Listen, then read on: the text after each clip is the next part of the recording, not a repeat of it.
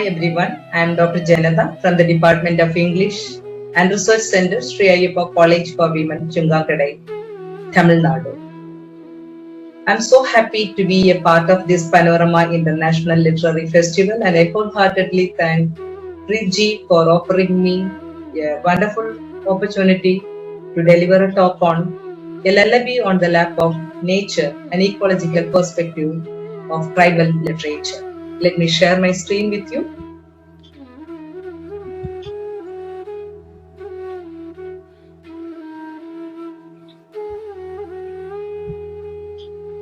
Yes, today my press of the talk would be on nature and literature. Then I would be speaking about emergence of tribal literature, indigenous people, tribes, Adivasi, tribal studies, and also the four genres of any literature: prose, poetry, drama, and novels in connection with nature. And to begin with, we know that nature is one of the most powerful and mysterious forces of the universe that influences man greatly. Philosophically considered, the universe is composed of nature and soul. It controls all the living things, non-living things, organisms, visible and invisible things. It rules the universe like a monarch, and man cannot escape from the influence of nature. He is influenced by both nature and culture. He forgets all his worries when he is with nature. Nature always motivates man. Nature becomes a source of happiness, consolation, and also comfort for man. Every bit of alternation in nature gives man happiness. At the same time, nature teaches man as a teacher to accept all the changes in life. The last decade of the 20th century witnessed the rise of host of new movements that never a world had seen in India, farmers, women, Dalits, and also various ethnic groups came together like never before and raised demands and issues that could not be understood nor settled through the established political and theoretical idioms. They asserted that their exploitation was because of their specified or particular identities, and they formed or alleged groups with people of same identity, and also they launched a movement for their emancipation. Since identities formed the basis of exploitation as well as struggle against it, this process was begun to call as identism. Besides socio-political movements, literary movements also joined the battle against this exploitation of the deprived. Feminist literature and Dalit literature were the byproducts of this revolt or this rebellious movements. Now tribal literature, imbued with tribal consciousness, is also trying to carve out a very special place in the literary scenario. The development of literature and of different art forms in tribal communities predated the emergence of the literature and also among the so-called mainstream society. But tribal literary tradition was mainly oral. Even after they were being pushed into the jungles, they preserved their tribal identity, and also they started producing or contributing creative literary writings to the literary scenario. However, this literature was in unsophisticated folk languages because the tribals were far from the center of power. Their literature, like they themselves, was largely ignored. Even today, we know that literature is being, or tribal literature is being written in hundreds of languages, but we know very little about it because as the people, the tribals, were not exposed, this tribal literature is also not exposed, or people have not noticed it. Whenever we see, whenever these tribal people get threats from the unwarranted outsiders outside, these people protested against them. In spite of that, a string of many tribal movements started started emerging out. And also this tribal peoples completely, their creativity, their life, everything is oral, and also their identity was also questionable in that scenario. So this entire tradition of the portrayal of the tribal literature, right from that is the we can say that in 1991 they achieved pan-Indian status, because all the tribal life, tribal revolt, or the movements or the uprisings, they formed the background of the tribal, so-called tribal literature. As the economic policies of the government of India intensified the oppression and also the exploitation of the tribals, the resistance also increased. Since the exploitation as well as the resistance was a pan-Indian phenomenon, so was the creative energy born out of it. So that can be told as, we can say that as the tribal writings maybe started from 1991, and government also supported it, because the government itself wanted to protect the tribal identity and existence. So they thought that only through tribal writings, maybe because through the writers, tribal as well as the non-tribal writers, they can preserve the genuineness, or they can preserve the importance or the important writings in tribal literature. That's and also when we talk about these tribal writings, tribals and non-tribal writers started writing in English as well as their own regional languages. We can say that distinctiveness was their key quality, because their life, their literature, their culture, their ethnicity, all have become a key special characteristic feature of tribal literature. So there were major themes, many major themes were there. We can say that there is a search for identity was always there. Tribals were slowly losing their identity, and never did the tribals face such a deep crisis in their life, trying to establish their own identity. So search for identity, exposing the past and the present, resistance or existence and resistance, we can say, because their existence itself is a question. So they resisted in order to exist in this world, and also authenticity of expression was the main key factor of tribal literature.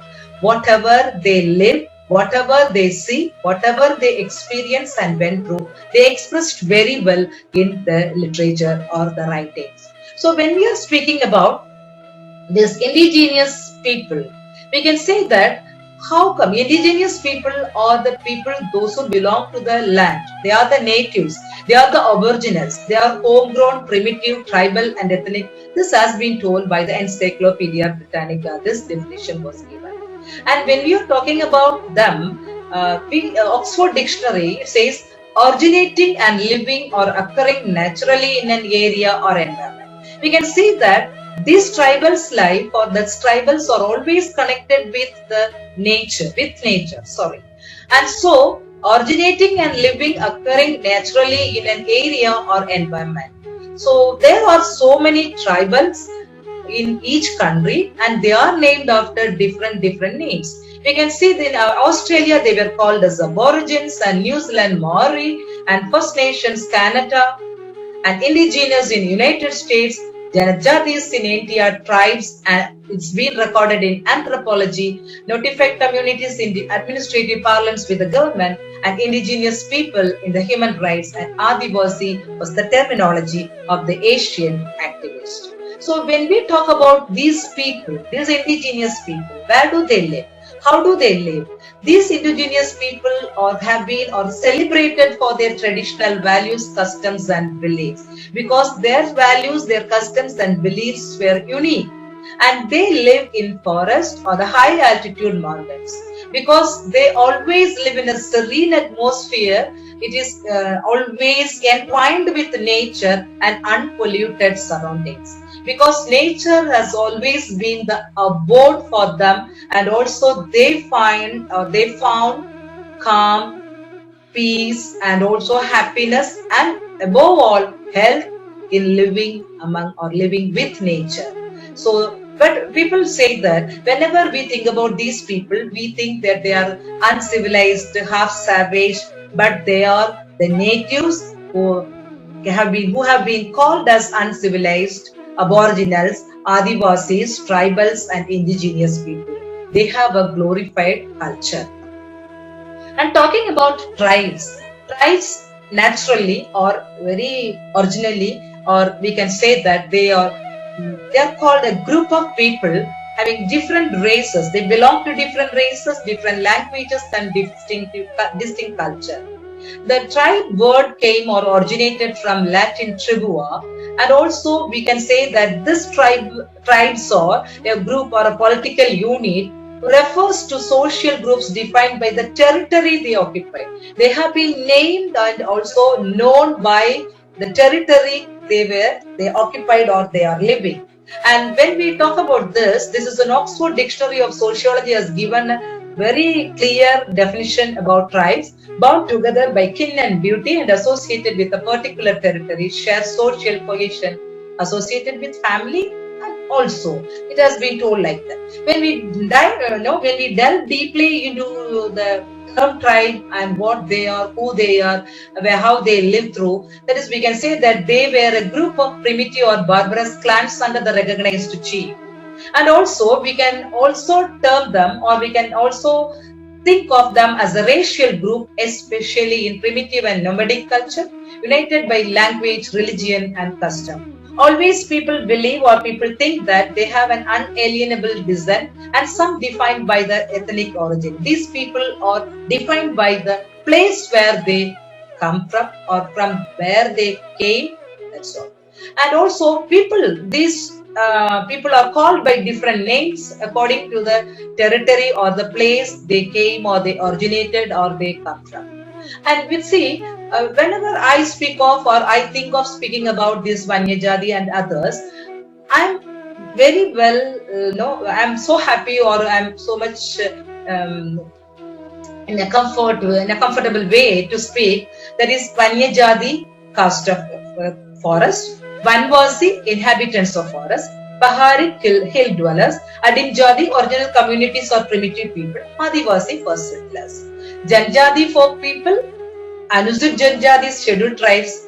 So when we see how these people were called from in different places, it's very clear that they are called or they are associated or they are linked with nature. People of forest, people of hill, all these are the first settlers, they are the settlers on the land.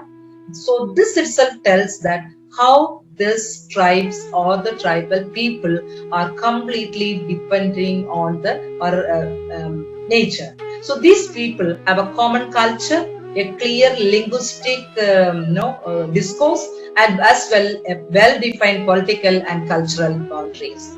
So when we are going to talk about Adivasi, we know that Adivasi are a heterogeneous set of ethnic tribal groups. They are the aboriginal population in India. When we expand the term Adivasi, we can say that Adi, the earliest time, and Vasi, the resident of the land. So they are the first settlers of the land. They are the social group of people, those who have a common characteristic or the unique characteristic features. They are claiming indigenous to the soil, Adivasi. They are the first settlers, they say. And also they inhabited forests and high regions. It's very clear that they inhabited in forest and high regions where they are free and safe from all the other people. That is the mainstream people, we can say. And they have subsistence level economy, common ancestry, strong in group ties. They are not single. They have a collective spirit and traditional religious cultural practices, and a strong feeling or the feeling of strong identity is there. They are self-sufficient people because they believe in themselves, and they are the people, those who live in their land, and they embrace nature into their life. So here I have given, it's a demarcation tribal population of India. This India map gives you state-wise how much or how the percentage of tribal people living in India. If we take out for Meghalaya, West Bengal, Tripura and all, Mizoram, they have the largest population. But here in Tamil Nadu, we have only 1% of tribal people residing there. And also, so we can see that, sorry, I will be going on. Yes. So we can take that 50% of the country's areas are occupied by the tribals. These tribals, they live in various ecological and geoclimatic conditions that helps them to lead their life without any hazards. And these people live in places ranging from plains, forests, hills, and also inaccessible areas for other people. And according to the constitution, there were 697 tribes in India. And most of the tribes occupy, or most of the tribes are found in Madhya Pradesh, Chhattisgarh, Gujarat, Maharashtra, Odisha, and Jharkhand. So India is claimed to have the second largest population, or the second largest concentration of tribal population next to Africa. And also in India, in the constitution, they are termed as scheduled tribes. So coming to the tribals, the outsider and insider, how the tribals were called, and that is how the tribals, the outsider and insider perspective, we will see. So in outsider, we call the Native American Sioux, Apache, Cherokee, Navajo, and in Canada, Inuit and Métis, and Maoris, New Zealand. And they call in Australia Kuri, Muri, and Palawa, and Yupik and Eskimos in Alaska, and Ainu in Japan, and groups of Bushmen and Pygmies in Africa. So if you take into the next, you see the tree there, and in the tree we have all the tribal people's name, their tribes' name in India. They are the insiders, and that is being called as the insider perspective. And Simunta, Santals, Naga, Kazis, Bills, Orans, Kota, Malayaragan, Malapandaram, Chola Nayakan, and Adiyas, Kurumbas, Badugas, Todas, all the tribals are there. And this tribal literature or tribal people's lives have been carried to the forefront through the magazines. Magazines play a key role in promoting creative literature. So this Idarat Aam Admi of Ramanika Gupta and Aravalli Udosh of Venika, Dharma Pathik, and all the other Tarang Bharati, Jharkhandi, Bhasha, Sagitya, these magazines play a key or a vital role in promoting tribal literature and also bringing the life, culture, and traditions of this tribal people to the forefront or to the mainstream society. And this, whether there is a very long thought or the question that have been in the minds of all of us, whether there is a tribal identity or whether these people have established identity for themselves. No, not at all. Each tribal community, they are in search of their identity. They encounter or they confront loss of cultural identity always there. Because we know that there is no written scripts in the beginning. There was only oral culture because orature was there. They speak out, they sing, they live, and they lived the culture, lived the, what we can say, life, and live or exposed their culture and life and everything through songs and tales that have been narrated from one person to the other person. And there were more than 90 tribal languages are there, but in the beginning there were no scripts to be shown as documents. And because this tribal alphabet or the tribal language that received its recognition only after this Raghunath Murmu, who invented Old Chiki script in Santali. So when we are going, I have just given here some tribal scripts here, that is Batesa, Baduga, and also Malayalam and Mundri, Ho, Horku, all are there. And these tribals, they have a rich and varied heritage, but that goes unrecognized and unrewarded. Here is also some of the scripts I have given, and just I will pass on. When coming to the diverse tribal writings, that is, tribal writings are explored or have been attempted or attended by this tribal as well as the non-tribal writers. Along with economic deprivation and also landlessness, the tribals have had to witness the slow but sure death of their cultural identity. Tribal cultures are predominant or predominantly oral, and though there are more than 90 tribal languages, there is no script has been written so far. So these tribal studies have been pioneered by anthropologists, ethnicists, and others, and they started writing the tribal life into the books.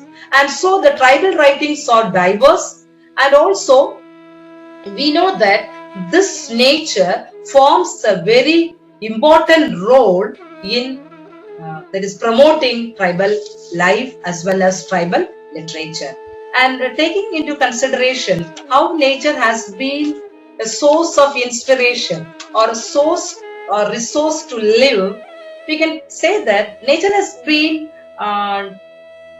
taken broadly as the Earth's physical phenomena is omnipresent in literature as in life. Just as we do not live or function in a vacuum, literary events cannot transfer without some type of space, some environment, or however basic or unconventional may be. Many of the early texts we see that they have the origin or they have been very closely connected to nature. We can take the Odyssey and also Virgil's Aeneid, all these texts, and we know about Shakespeare, William Wordsworth, Shelley, Keats. All the writers have been what we can fascinated by nature, or nature had an important part in their life, so their literary works have been praised till today. We all and tribal writings or the tribal identity or the tribal writers are benefited more from the oral text. And when we talk about this poetry, novels, stories, and plays, most or all these genres of literature had the touch of nature, or these writings had the touch, or nature had the touch in their writings.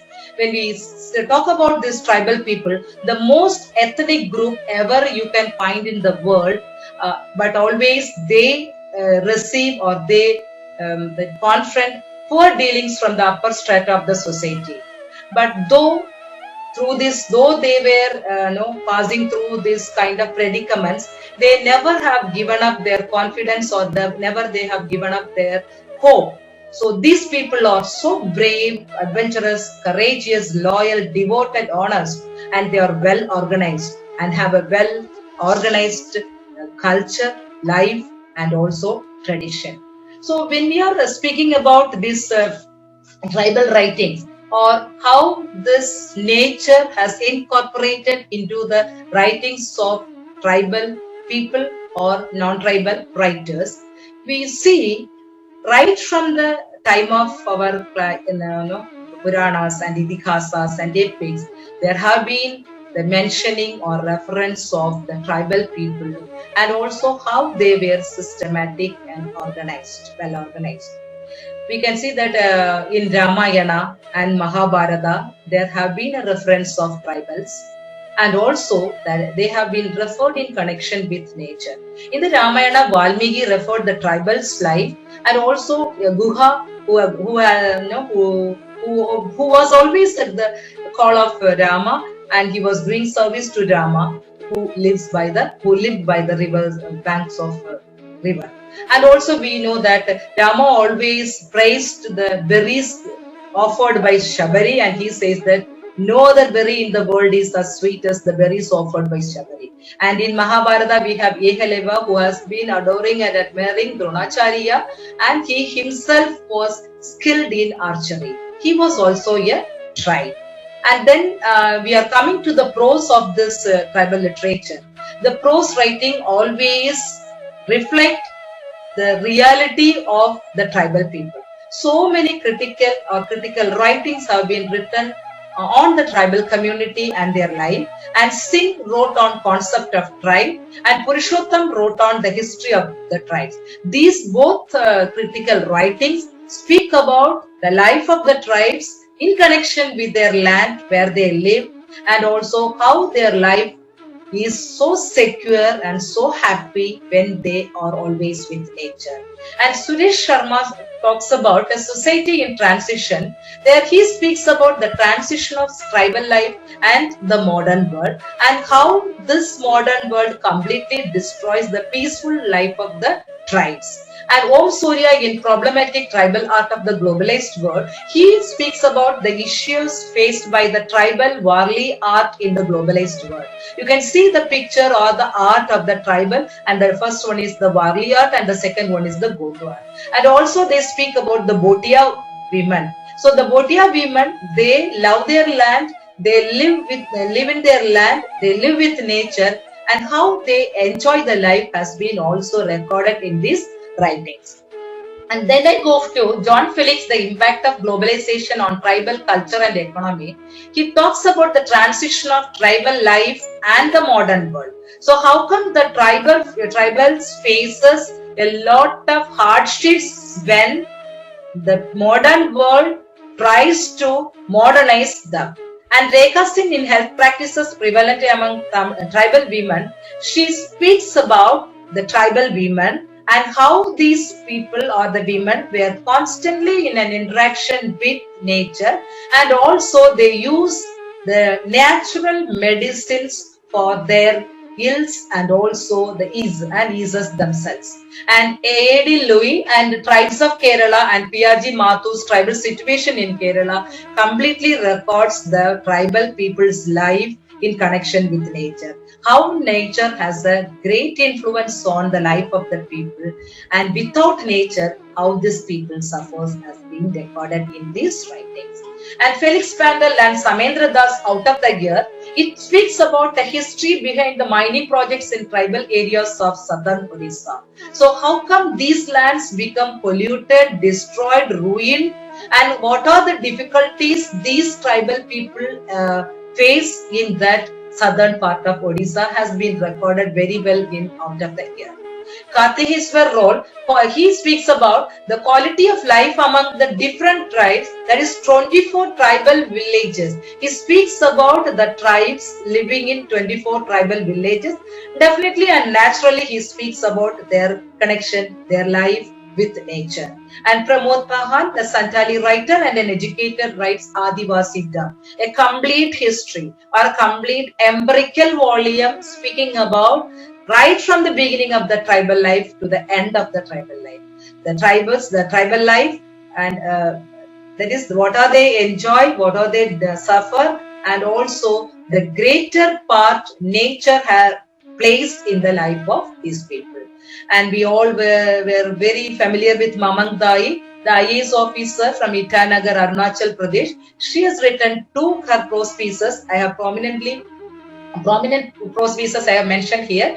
Arunachal Pradesh, Hidden Land. She speaks about Himalayan rain and how beautiful this their land was, and people how they enjoyed their life there or enjoying their life in that from the mainstream society. And her another piece of work, Mountain Harvest, the Food of Arunachal Pradesh, it speaks about the wealth of local plants, the edible berries, the medicinal herbs, and how the people are enjoying a naturalistic life with all this, what we can say, blessing of God.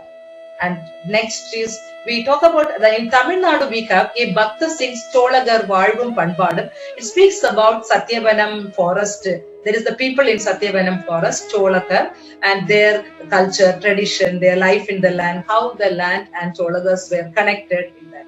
Bhakta Valsala Bharati speaks about tribes of Tamil Nadu and nomads of Tamil Nadu. He speaks about all the tribes and all the lands, all their life, tradition, culture. It is a complete, we can say, like an encyclopedia about the tribes. And Verrier Elvin, he has written, well, Elvin Kanda Parangudigal. So how, how Elvin, there is the perspective of Elvin and how he has glorified, or the reality of the Parangudigal means the tribes. They have been recorded in his book. And Edgar Thurston and Kadambi Rangachari, Tamilaga Tolpudigal, that also talks about the tribal people.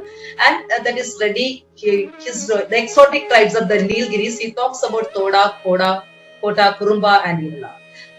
That is, in a nutshell, I can tell all these Tamil writers, they have glorified the tribal life, and also the tribal life or the tribe's life is meaningful only when they are living with nature or only when they are embracing nature with them.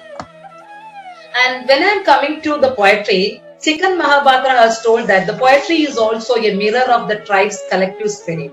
Yes, because the poetry is the main weapon, or through poetry the tribals identity and existence is being brought to the mainstream society, and the tradition, culture, history, exploitation and its resistance all are collective.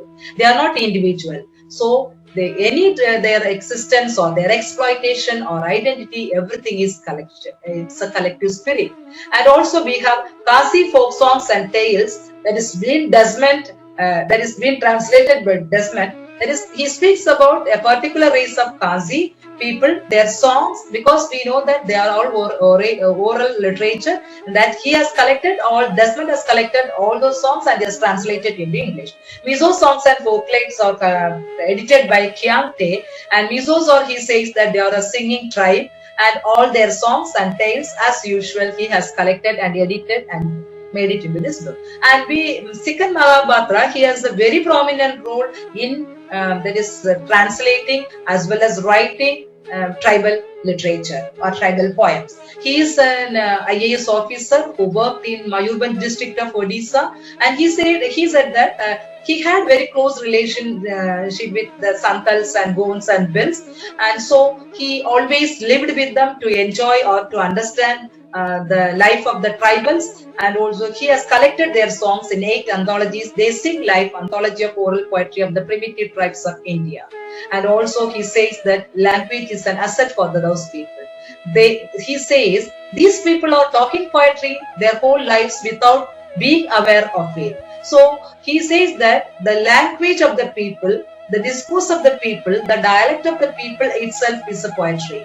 So his collections, bringing them back to school, modernization and rituals, and the realm of the sacred, speaks about the Jaintia, the hills of the hills where these people live, and also their poetry, their life, their association with nature.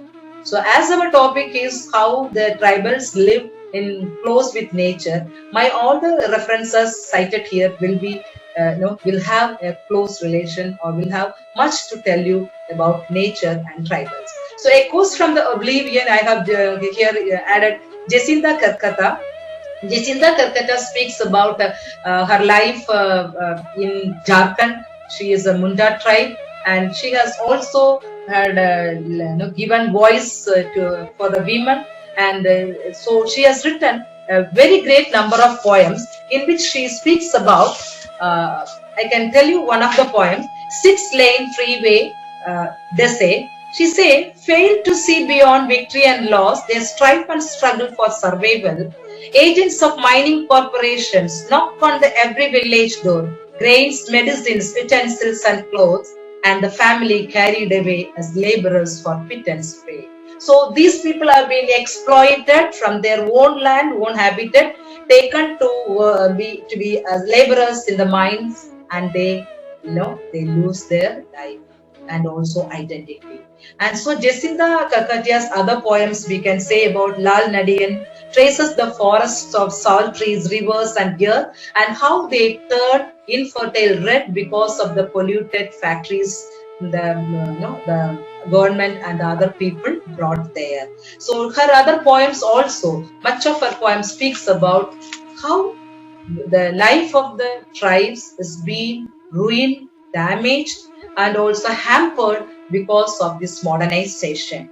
And there is next we have Kamal Kumar Kandi. There is an Adivasi tea garden laborer community. He speaks about the people, those who are with him. He says that I have the resource or I have the real life of these people. Why should I go somewhere else for my writing? And he speaks about Bodo literature, Tiwa literature, Karbi literature. These are the literatures that are in Assamese mainstream literature. He speaks about that kind of people. And Sushila Samanta, she is a Hindi poet, and her poems, 2 poems, that is Pralap and Sapne Ka Sansar, speaks about the difficult situations encountered by the tribal people. And Dr. Haldar Nag is an Odisha poet, and he talks about the old banyan tree, how this banyan tree was associated with the people and their life. And speaking about Mamangai, I can tell that Mamangai is a poet, a journalist, and also retired IS officer and a novelist also. Then Mamangai, she has written Souls from the Mountains. There she says that the river has the soul. How calmly my town lies here. The mountains, the rivers, everything has an influence in Mamangai's life. And Mamangai is so much worried about protecting her environment. And Temsula Au and Eastern Kire, these people also, they have written the poems. And Temsula Eastern Kire's poem was Portfolium or something else. I forgot. No, that was the first poem to be translated from the Naga literature. And also Temsula Au also have written about beautiful poems that describe the complete landscape of Nagaland. And then short stories, when coming to the short stories, we are always familiar with Ruskin Bond's The Tiger in the Tunnel, because we know that the old man Baldio, he has been guarding the tunnel from man-eaters, and he has been killed by the man-eater, and his son, the small 9-year-old son Tembu, has to take up the responsibility, because he has to shoulder the responsibility of the family, mother and sisters. So their life is with danger or without danger. They have to live in the jungle or wherever they are. That's their life, and they accept it very happily. Temsula was Labarna Formagehead, and these hills called home, or a collection of stories. And Labarna Formagehead, that is passion for laburnum, growing laburnum, and she wanted to have one on her grave also. These hills called home are a collection of different kinds of stories where Temsula Avo gives importance to her own place, Nagaland. Chembal Usman's Lingaraja Venkatesh has translated Tolgudi Tarambugal, their pain of the tribes, and Temsula, sorry, it's a repetition there. And Madhuri Ramesh and Manish Chandi speaking to an elephant and the other tales that completely tells about, or it is a very poignant tale, speaks about the tribes and their life with the wildlife. And then Gladstone Duncan, he speaks about the Adivasi and their forest, Endless Cry in the Red Corridor, Mission Saranda, a war for natural resources, and all his poems completely speak about the need to have a life together with nature. How come when the mainstream people try to separate or try to remove these tribals from their own habitat, which has been accustomed to them in their life, these people completely, they voiced out for the tribals and for themselves also, because they belong to the tribal community, continuously writing to safeguard their own habitat. And novels, when coming to novels, we know that Indian novels, that is people we always go with, or the writers are very well, the writers love to write on the elite topics like the mainstream people, mainstream society. Always the marginalized people or the subaltern people are less noticed, or rather we can say unnoticed.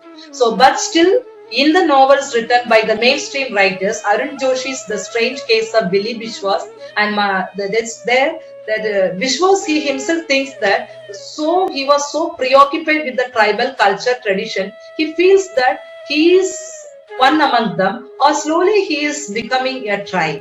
That means the tribal life, the habitat, the nature, the tradition, culture was so much, he was fascinated, or so much, he was attracted towards that. And Manohar Malgunga's The Princess speaks about the tribals and Maharajas encounter, or the relationship. And never the Maharajas will treat the tribals in a great way. The tribals always face the low treatment there in the Maharajas. And so they have been uprooted from their places, and they were brought as slaves to work there. Ida Mehta's River Sutra is a beautiful novel, speaks about Wano village where everything is fertile, fertility is there, prosperity is there, river, mountain, hills is there. So this River Sutra itself speaks about a person, one who is writing the novel by that is sitting near the river.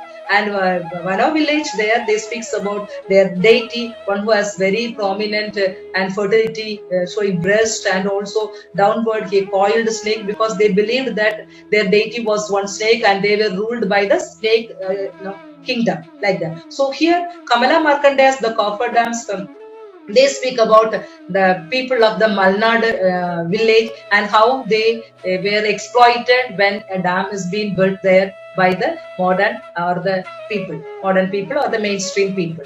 And we can speak about Rajam Krishnan in Tamil, Kurunjithe, and her English novel, which has been translated into When the Kurunji Blooms. She speaks about Rangan, the character, one who has been so much fascinated or so much attracted towards the modernization, modern culture. He wants to leave his forest and go to the city and live. And also he goes there, and later on he feels that he lost his identity, he lost his peace, and he lost his everything. So at that time he was feeling that wherever we are, wherever we were, that was the best. And he believes, and he also understands or realizes that forest is the place where it is so safe, secure, and also apart from pollution and corruption.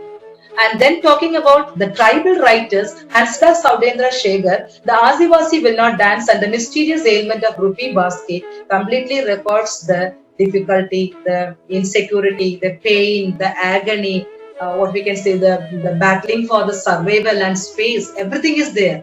When we talk about tribal literature, battling for the survival and space is always there in part of the tribal community, and that has been recorded in all the novels. And we talk about Jasmine Patton's Girl Swallowed by a Tree, Lotha Naga Tales Told. He speaks about the Lotha tribes and in Nagaland, and the beautiful land, beautiful the tribal people, women, and the story is completely woven very beautifully by Jasmine Patton in a way that it completely occupies our heart. We cannot keep the book down when we take this novel, Girl Swallowed by a Tree. So how come you can relate the tree and the Lotha tribes and the land? And Regina Marandi speaks a coming of age, a wishing or visionary thought about the tribals coming to or waiting for a new dawn. And Mamangdai's Black Hill, it speaks about, or she is very particular in protecting her land. She speaks about how land is very important for the life of the people. No, it is not only for the tribes. She speaks about the tribes of Arunachal Pradesh, but I'm telling that it is the, we can say, the visionary perspective that land is important for anyone.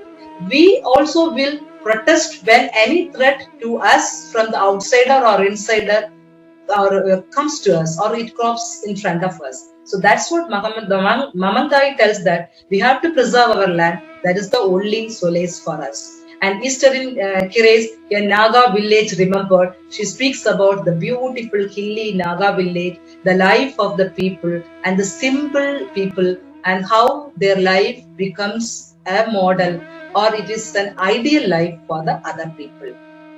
And when you can say that echoing voices from Gopinath Moganty and also Mahashwara Devi, Amutrara Santana, that is the Kanthas, they are speaking about Kanthas tribals, and Paraja is the story of the shattered dreams of the Munda tribe.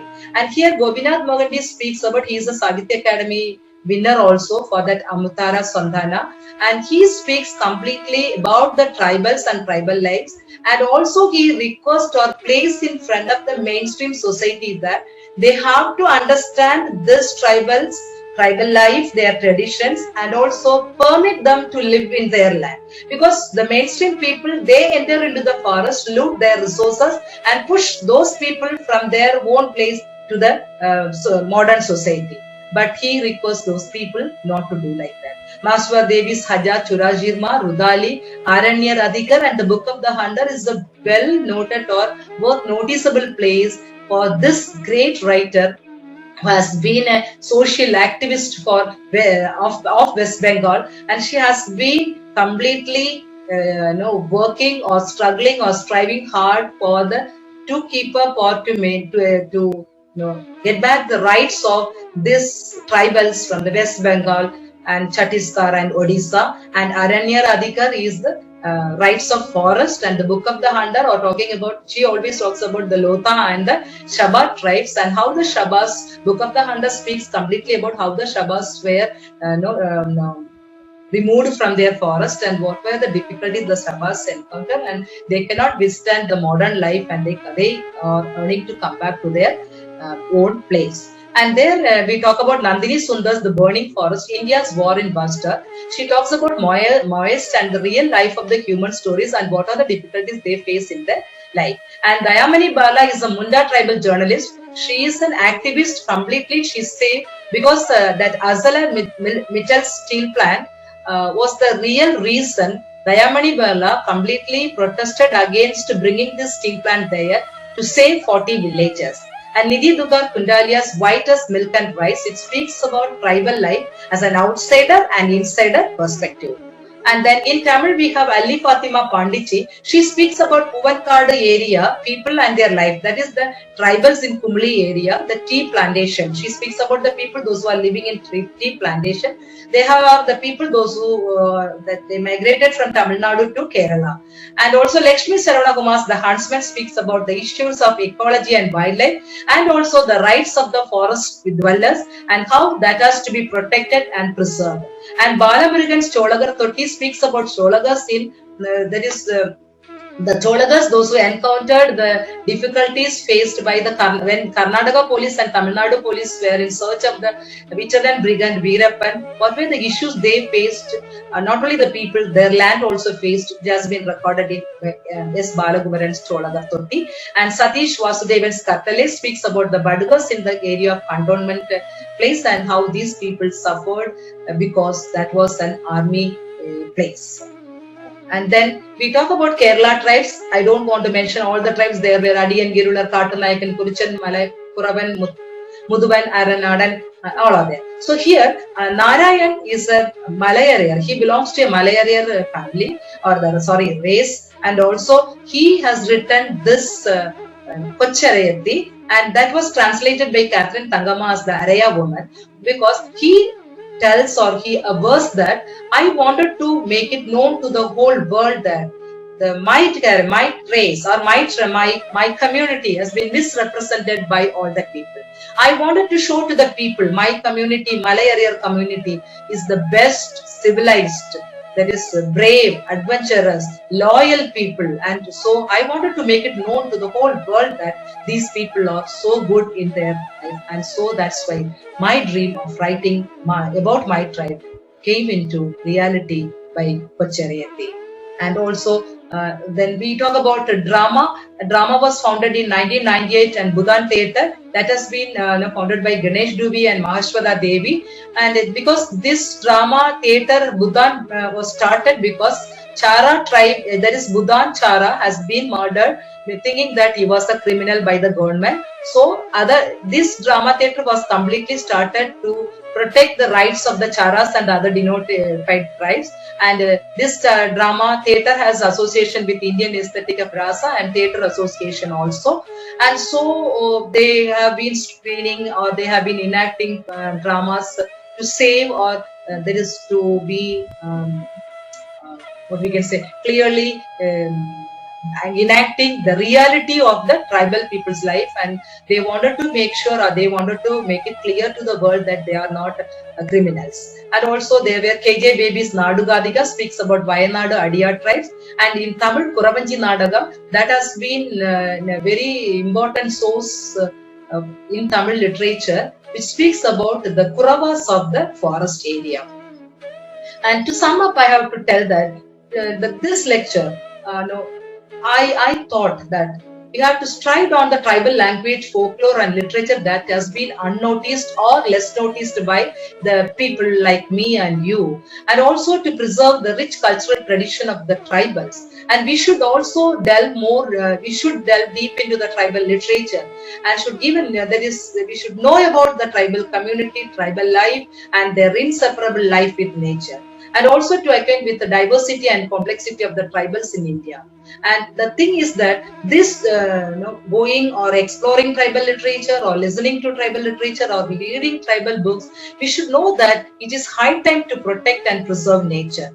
Because tribal literature, the main aim of most of the writer is to bring the tribal literature to the forefront, to the notice of all the other mainstream people. But through this, what I would like to sum up here, or I would like to record here, is that it is high time for us to preserve nature. Nature is the only place, or nature is the only panacea for all our ills. And so, embracing nature in our life, or living along with nature, or that is what we can say, the bounty given by God. That is, we have to be with them. It clears our, what we can say, stress, and also it helps us to lead a very healthy life, and also very happy life. So protect nature, because it is the need of the hour, because modernization and the technology is completely destroying nature, and we human beings should know, or should realize, that we have to protect nature for the betterment, or for to live in this world happily. And thank you.